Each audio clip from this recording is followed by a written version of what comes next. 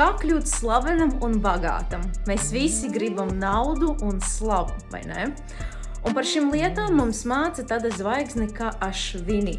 Cilvēkiem, kuriem ir šī zvaigzne horoskopā, viņi pēc dabas saprot. Viņi saprot, ka nauda pievelk naudu, ka talanti pievelk talantus un ka slava pievelk slavu.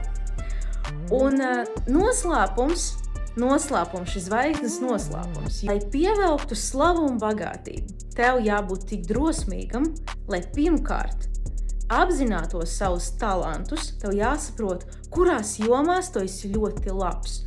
Un otrs moments, tev jābūt drosmīgam, lai par tiem talantiem paziņotu. Jo uz tiem talantiem, uz taviem resursiem atnāks cilvēki, kuriem vajadzēs šos resursus, kas ir tev, un līdzi viņi atnesīs naudu.